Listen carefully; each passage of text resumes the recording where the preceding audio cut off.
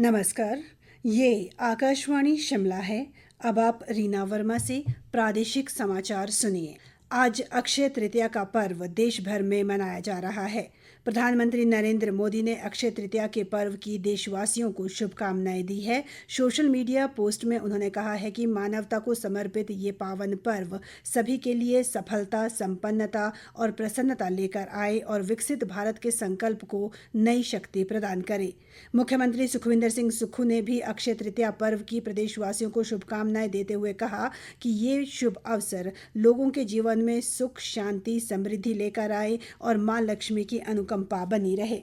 सर्वोच्च न्यायालय के न्यायाधीश न्यायमूर्ति भूषण रामकृष्ण गवई भारत के अगले मुख्य न्यायाधीश होंगे। केंद्रीय विधि और न्याय मंत्री अर्जुन राम मेघवाल ने बताया कि राष्ट्रपति द्रौपदी मुर्मू ने न्यायमूर्ति गवई को देश का अगला मुख्य न्यायाधीश नियुक्त किया है। उनकी नियुक्ति 14 मई से प्रभावी होगी। न्यायमूर्ति गवई देश के 52वें मुख्य न्यायाधीश होंगे। वे मुख्य न्यायाधीश न्यायमूर्ति संजीव खन्ना का स्थान लेंगे, जिनका कार्यकाल अगले महीने की 13 तारीख को समाप्त हो रहा है।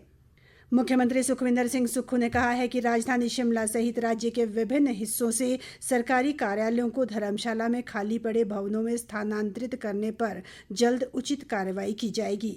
शिमला में उनसे मिलने आए धर्मशाला के एक प्रतिनिधिमंडल को संबोधित करते हुए उन्होंने ये बात कही।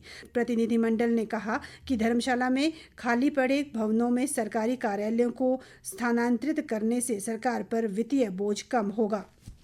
हिमाचल पथ परिवहन निगम की बसों में अब यात्री यूपीआई क्रेडिट और डेबिट कार्ड सहित national common mobility card NCMC से भी टिकट राशि का भुगतान कर सकेंगे। ये कार्ड जहां देश के अन्य राज्यों में भी चलाया जा सकेगा, वहीं इस कार्ड से यात्री पार्किंग फीस सहित शॉपिंग भी कर सकेंगे। विस्तृत ब्यौरे के साथ हमारे शिमला जिला संवाददाता। डिजिटल भुगतान को बढ़ावा देते हुए कैशलेस सेवा को आसान बनाने के लिए HRTC की बसों में NCMC कार्ड की सुविधा शुरू की गई है। अब मेट्रो की तरह यात्री इस कार्ड का प्रयोग निगम की बसों में भी कर सकेंगे। यह कार्ड मुंबई, दिल्ली में भी चलेगा, जिससे यात्रियों को बसों व मेट्रो में किराया देने के लिए कैश की जरूरत नहीं होगी। विशेष बात यह है कि इस कार्ड को चलाने के लिए इंटरनेट की भी जरूरत नहीं है। निगम की बसों में चलने वाला यह NCMC कार्ड पहली बार मात्र 100 रुपए में बनेगा। इसके बाद व्यक्ति इसे अपने बैंक अकाउंट से रिचार्ज कर सकता है या फिर निगम के किसी भी बस काउंटर में जाकर रिचार्ज करवा सकते हैं। कार्ड की वैधता 5 साल की होगी। आकाशवाणी समाचार के लिए शिमला से योगराज शर्मा।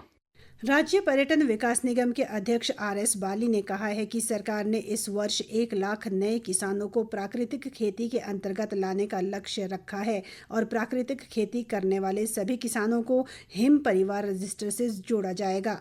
कांगड़ा में जन समस्याएं सुनने के बाद उन्होंने कहा कि हिम गंगा योजना को प्रथम चरण में पायलट आधार पर हमीरपुर और कांगड़ा जिलों में आरंभ किया गया है और मिल्कफेड द्वारा मंडी, कुल्लू व शिमला जिलों में 120 स्वचालित और 32 डिजिटल दुग्ध संग्रहण इकाइयां स्थापित की गई है।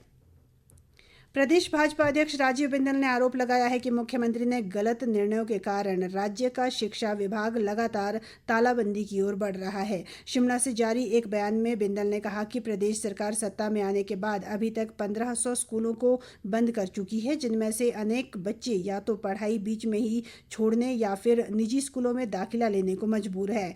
उन्होंने कहा कि सरकार ने सत्ता संभालने के बाद आज तक विभाग में एक भी शिक्षक की भर्ती नहीं की है। ऐसे में सरकार के शिक्षा की गुणवत्ता में सुधार के दावे झूठे हैं। उन्होंने शिक्षा निदेशालय के बंटवारे का भी विरोध किया।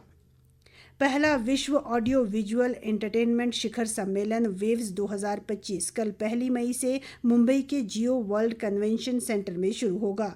ये 4 दिवसीय कार्यक्रम श्रव्य, दृश्य और मनोरंजन उद्योग के भविष्य पर चर्चा के लिए वैश्विक मंच प्रदान करेगा।